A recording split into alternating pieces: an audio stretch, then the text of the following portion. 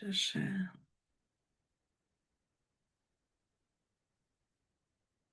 Okay. Somebody tells me, can you see that? Okay. Yep. Great. Okay. Well, as Peter said, I'm going to speak in English simply because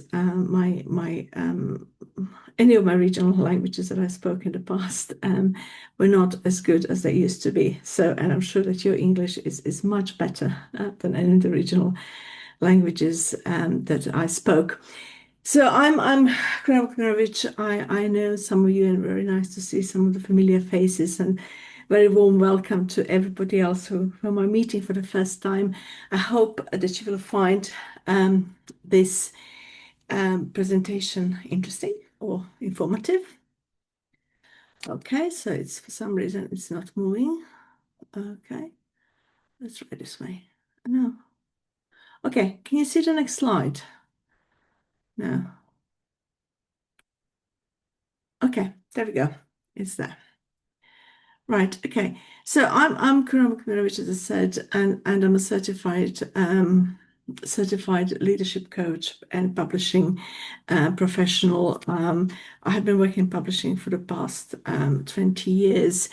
I'm also a mentor, so I mentor in publishing industry. I'm passionate about helping both new leaders as well as those in senior positions develop their full potential. My talk today is about crafting a leadership brand for impact and success. So again, this is not moving for some reason. Okay. Right. Okay. So I'll start by, first of all, asking you some of the questions. So please answer them for yourself. And my first question is, what is your leadership brand? How often do you think about your leadership brand? And why should anyone be led by you?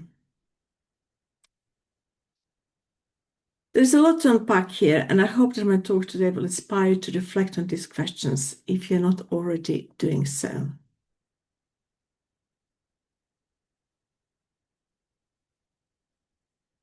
Right. I'm sorry, there's an issue with changing from one slide to another, so thank you for your patience. So what is actually a leadership brand? It's very simply your reputation. It is what you're known for in your organization. It is also about what people say to you when you leave the room. I assume that the majority of you are in leadership positions, or some of you may not have a team, but you have a strategic position and work horizontally across your organization to influence a range of different stakeholders. Or even if you're early career leader, you should be thinking about your brand and you should be evaluating it.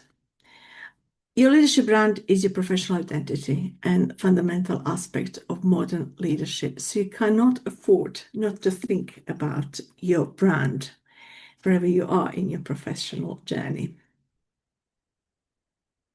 So if you are, like me, interested in the world of work, you will find this graph by World Economic Forum insightful.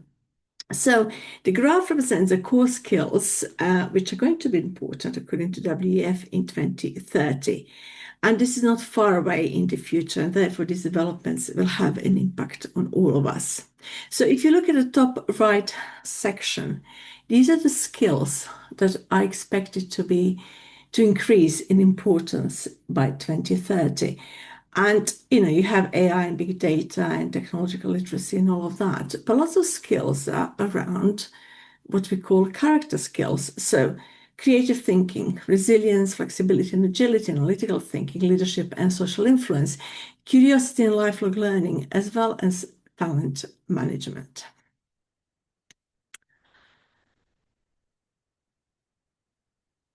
So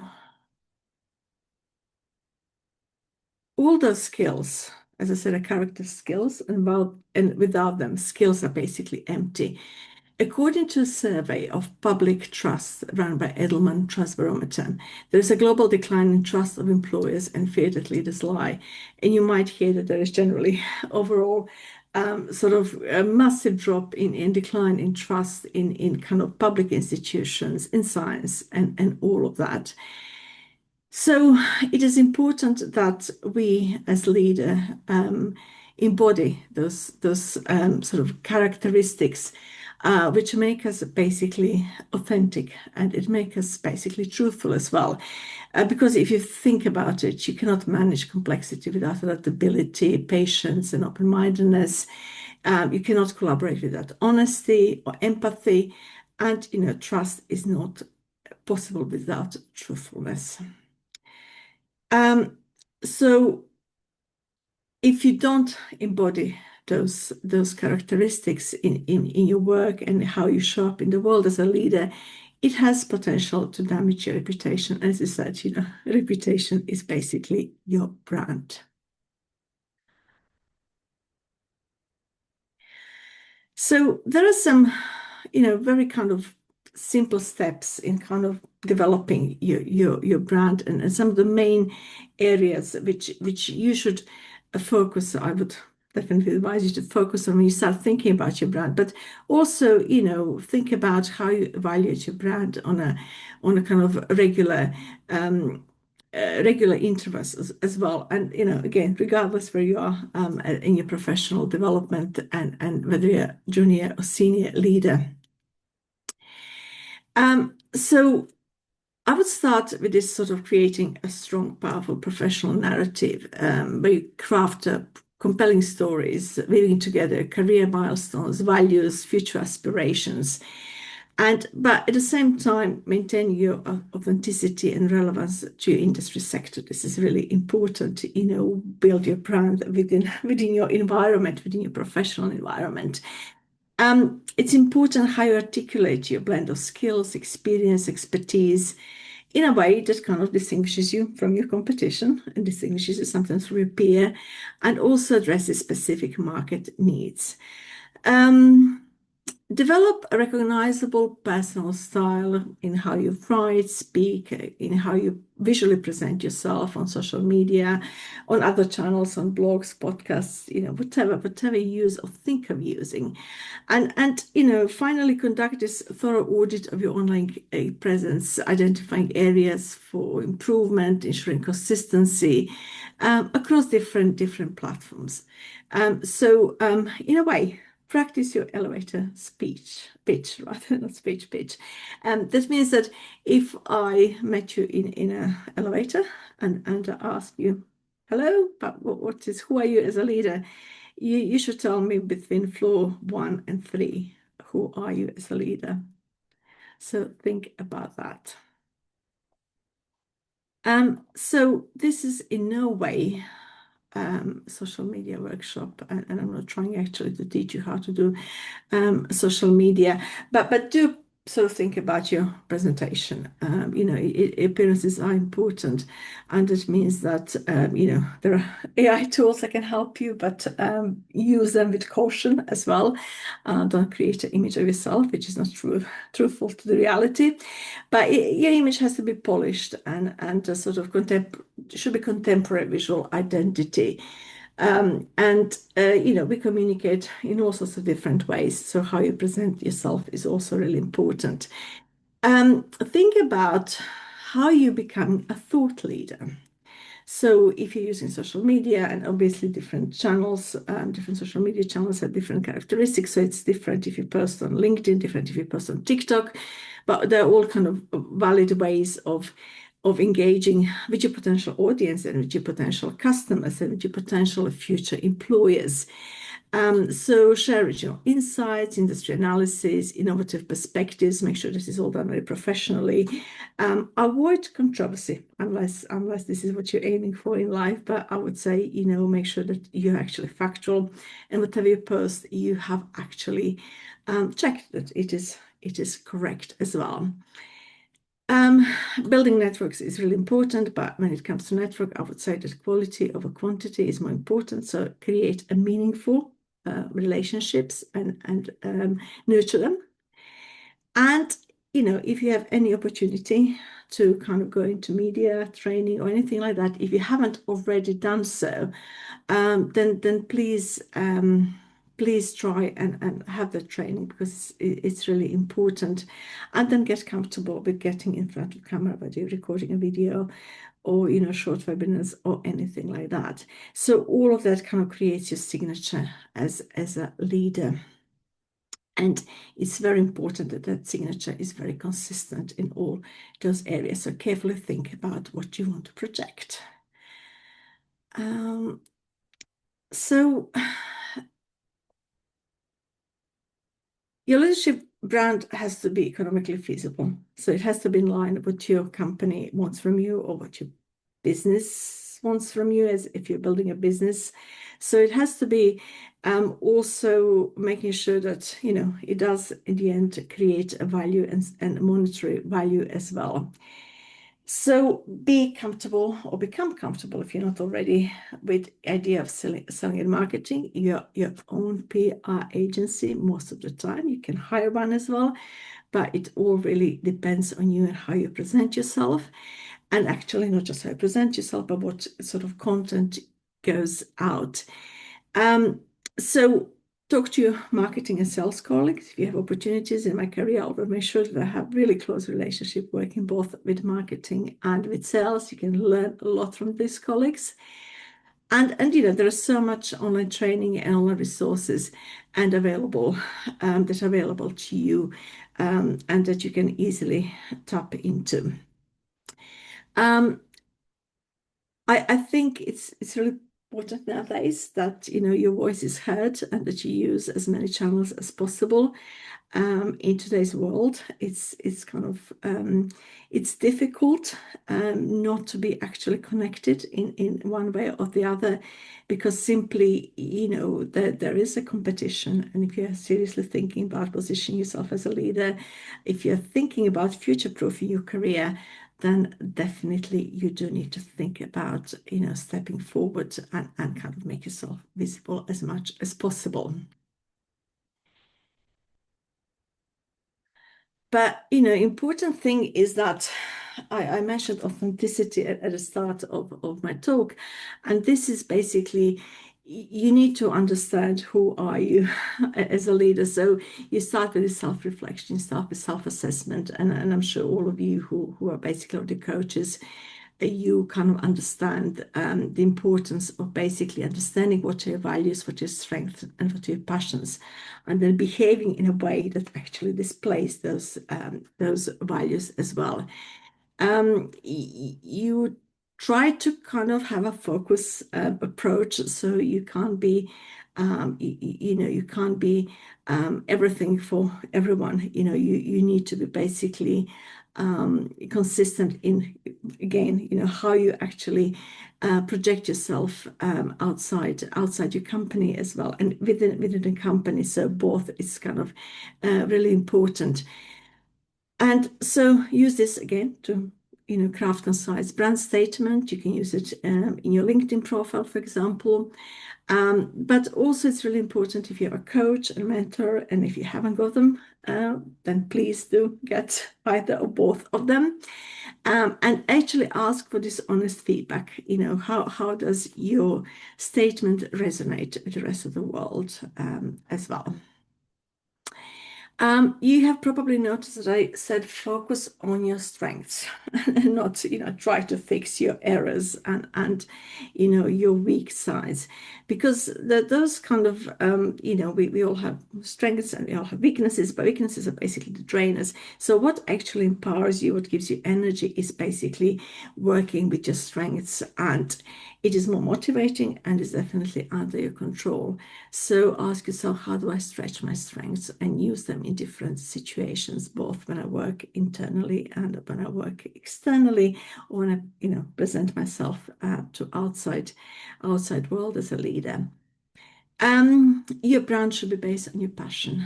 There is no point of torturing yourself and spending time talking about stuff that you're really not interested in, or, obviously stepping into areas which are not part of what you need to do. Obviously, there are workday realities, that daily realities which you need to address.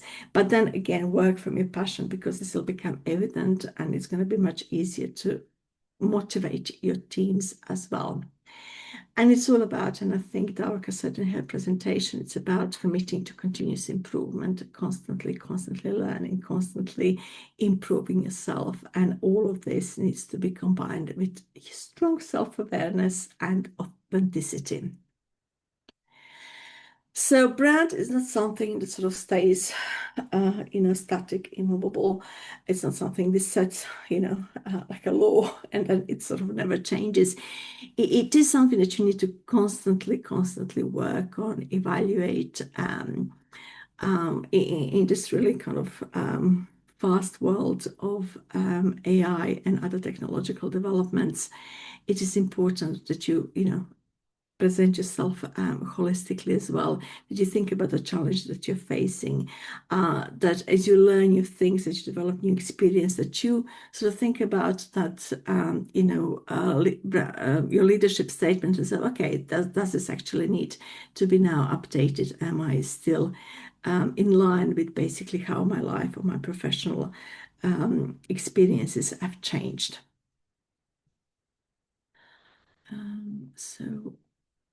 Okay.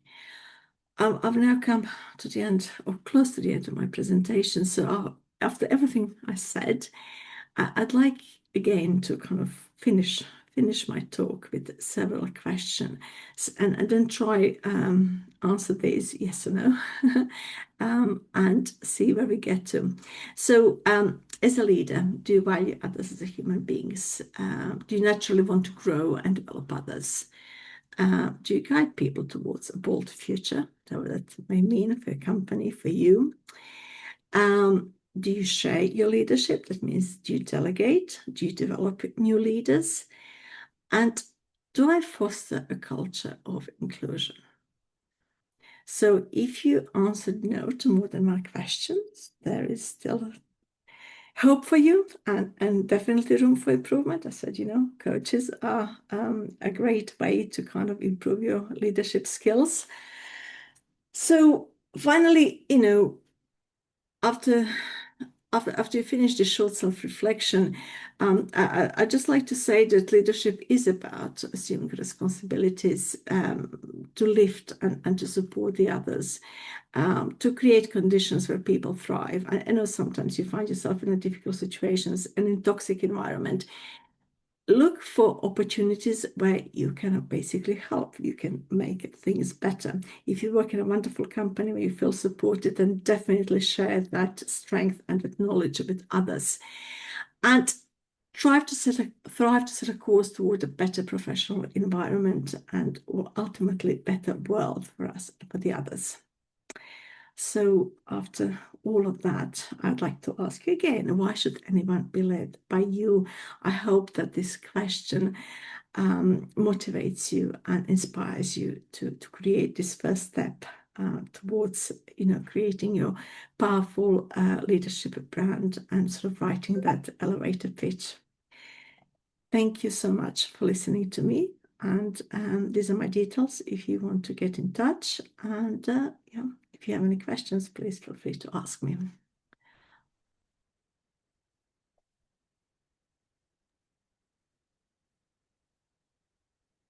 If I may just give a comment and couple of questions. Thank you so much, Kruna, for this presentation.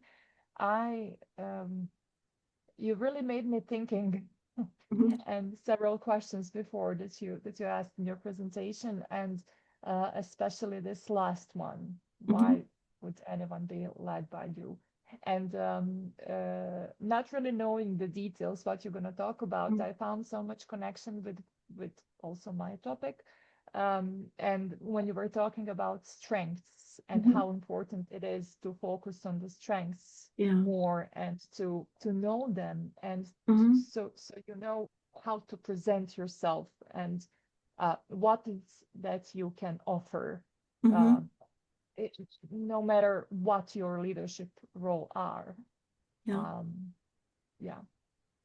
And since I'm also working with clients who are leaders in whether they're organizations or in other ways, I was wondering from your experience, what do you recognize as the challenges, either internal or external, that are sometimes kind of, present and preventing some leaders with potential to create a powerful leadership brand?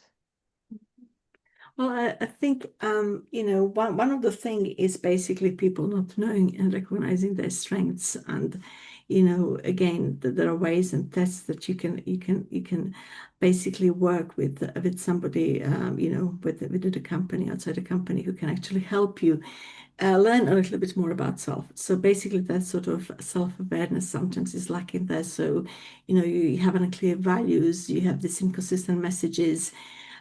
You sometimes might feel that you're not adequately supported within the company, and this is always and often a problem with sort of new leaders, people who have just stepped into either management or kind of this more involving leadership position. It could be self-doubt and imposter syndrome, and we know that women are generally have the issue with imposter syndrome. And in the past, I worked with peers and even bosses who was very strongly displaying this, and they were women, unfortunately. Sometimes it is resistance to change, and sometimes it's your own resistance to change, sort of this internal kind of no that sort of says, no, I can't do it, it's not possible for me. And sometimes it's sort of organizational kind of cultures as well that perhaps are not supportive of your development. And then you can think, there are ways, if it doesn't work in one company, by all means, go and move somewhere else. Don't stay. If you have ambition, even if you have desire to be the leader and you're not supported in that, find a different place to work or start your own business. It's sometimes, internal miscommunication, and just generally kind of one thing that perhaps leaders are, struggling with, and this is basically with receiving feedback and giving feedback as well. It seems like, especially for those who have been for many coaching trainings, oh, this is so easy. No, it's not. It is kind of very difficult. Yes, what I'm hearing, thank you so much for this, is that it is connected to what Peter was talking about earlier, creating strong relationships in your environments. Yeah. And also this part that I was thinking, that I was talking about, having the right mindset for your challenges, or for your role, or the future that you want for yourself in that leadership role. And from my experience, I work a lot with, as I said, with different leaders, sometimes with the ones who are young in that, or new in that leadership role. And what I notice is that they're all looking for an idol, a picture of a leader they want to be. And what we teach people, or want to support them in that way, is to be authentic. And that's what you mentioned in your presentation. And I was wondering if you can say a little bit more about that. What does authenticity mean for you? And maybe to expand a little more of how to be authentic. Because I feel that we use that word a lot, but not so many people actually know how to be authentic. Well, that's really interesting because I kind of, in my early days as a leader and early in my career, I was told that I'm authentic. And I was wondering, what do the people mean? How did I become authentic? I didn't even know. When did it happen? And then one of my bosses said basically, you deliver on your promises. So as you say, when you promise something, you actually fulfill that promise. And this is to do lots with authenticity as well. So it is kind of it's sort of making sure that your internal values, your beliefs, your emotions match your external behaviors. And that as a leader, you consistently reflect your personal ethics and identity. I think it's actually not walking around with hidden agendas and be vulnerable as well when it's necessary to be vulnerable as well. So, and the only way that you can get there, I think, if it doesn't come to you naturally, is about practicing this self-awareness and reflection on yourself in your as a professional as well. Um, Being open to feedback, learn to be open to feedback, even when it's not pleasant. I kind of benefited from positive feedback, but most benefit I got in my professional development is when I got a negative feedback from my boss, and I then moved forward. And when I look at that, I remember how annoyed I was when that person was kind of giving me that feedback and kind of pointing out to my blind spots. But no, I'm extremely grateful for that because I would not have actually developed the way I did without it. So I think, there is obviously empathy there and humility and willingness to show that vulnerabilities, as say, and sometimes admit mistakes. You go, okay, I made mistake, and if you expect other people to kind of own up to their mistakes, but you're not doing that, then obviously that is not a way to lead. Yeah, it sounds like one of the important qualities that you don't want to lose in that process of becoming a leader is to be human. And Yeah. yeah, and yeah.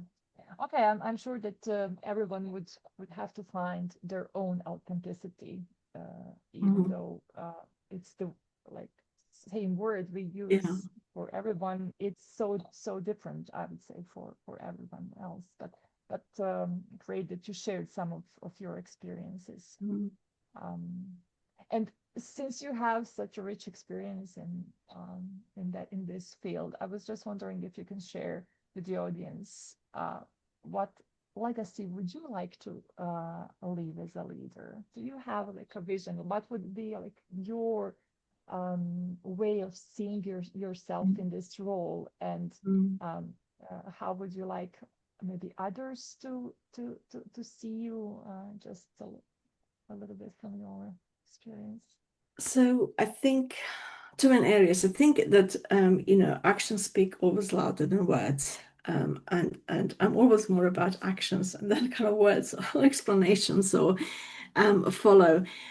So I'm always looking out for talent, and I'm always kind of looking at people who are working with me, and who I can actually promote in the role, who I can develop. I think this has always been rewarding. And earlier in my career, I was building a team, and I noticed that one of the junior editors who joined the team had definitely lots of knowledge, experience, the right aptitude to be promoted to the role that I basically was advertising for. So I mentored her and coached her to the point when she was able to do that. As you say, I think probably in my team for 2 to 3 years, and then obviously, found another job. And I'm always pleased when people do go to or onto the other companies and get better jobs even than they previously had. And when she left, she sent me this email saying that, thanking me for giving her that opportunity at the time, because if I didn't, she would have gone somewhere else. And that would mean that she would have met her husband and she would have a child. So she felt like you're responsible for everything that I hold there. Um, so, always be looking out for talent, always look to develop people. It definitely pays off in lots of different ways. And another thing is about, well, I'm passionate about learning and developing myself. I'm also passionate about disseminating knowledge. And you know, everyone will listen to me. I'm happy to share the knowledge.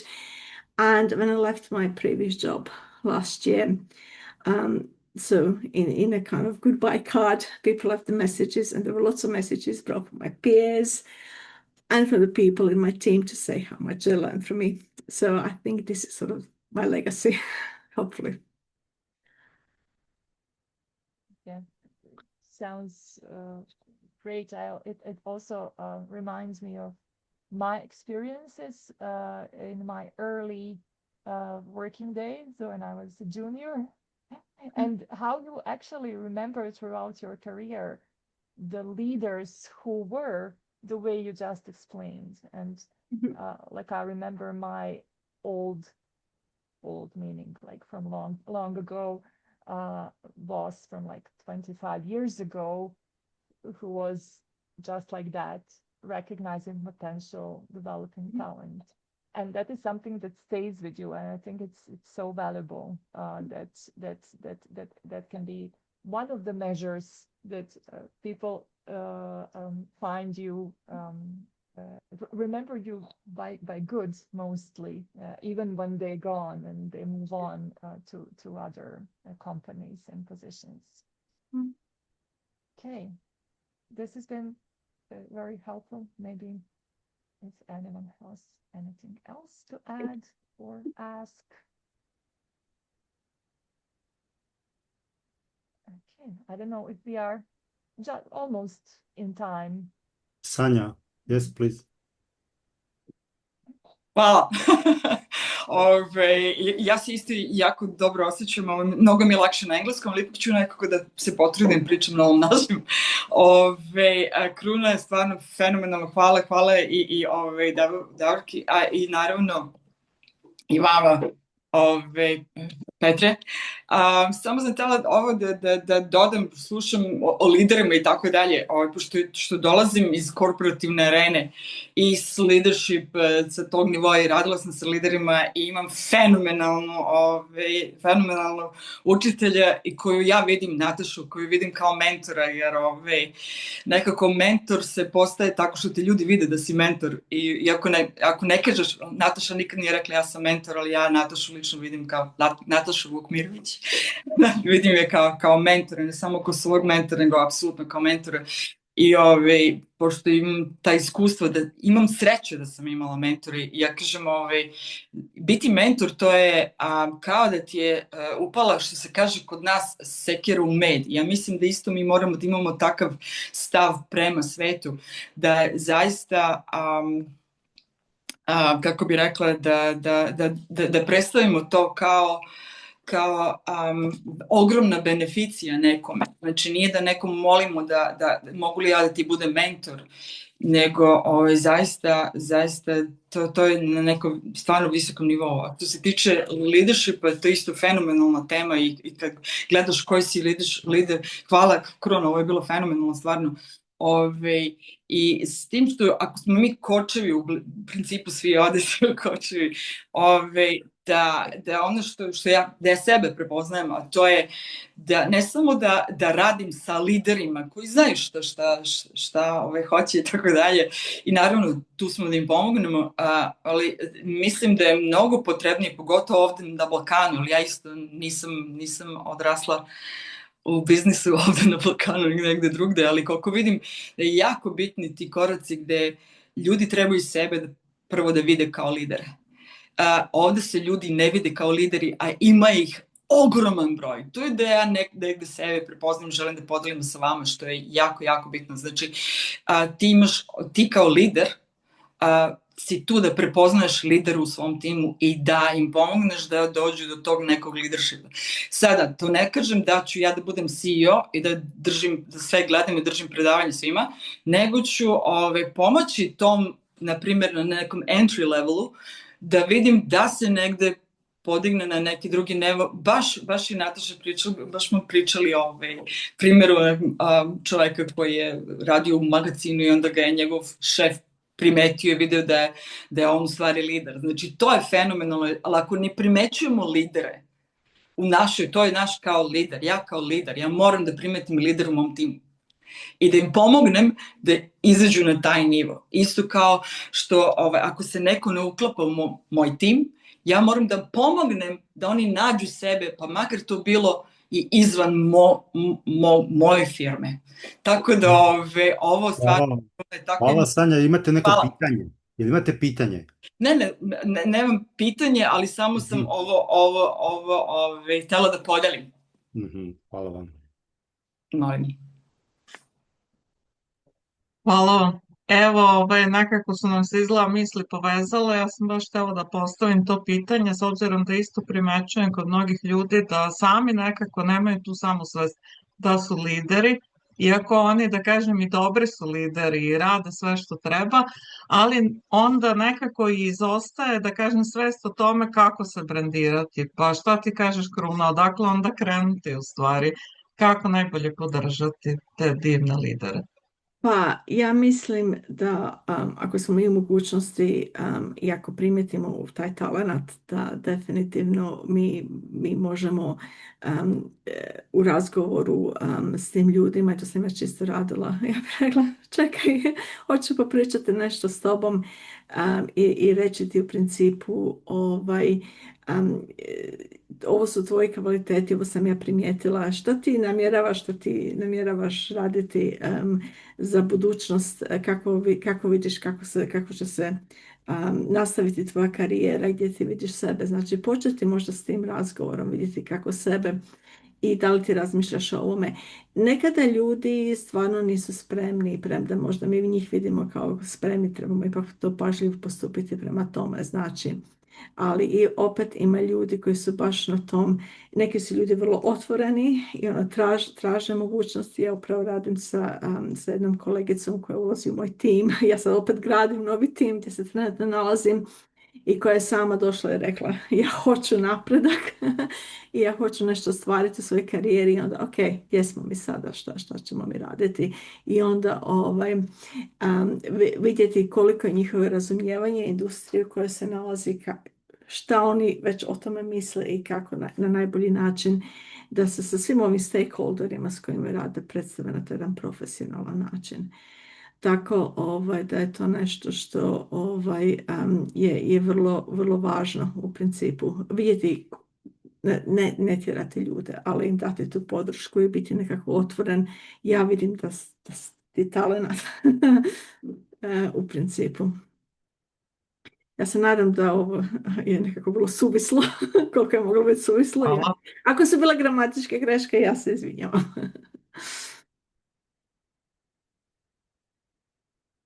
Kruna, sljedeća konferencija obvezno pričat na nema razlike.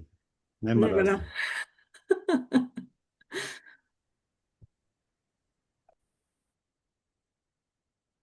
Evo imamo još 2 minute doslovno za ovaj Krunin blok. Ako još neko ima neko pitanje dok je Kruna tu. A kasnije ćete imati priliku u breakout rooms, možda detaljnije. Hvala Kruna stvarno na inspirativnom i autentičnom predavanju. Hvala tema. I na vremenu koje si izdvojila, jer znam da je izazovno, posebno na zapadu, naći vrijeme da pokloniš nama ovdje, tako da hvala ti posebno. Hvala na pozivu, velika čast. Hvala.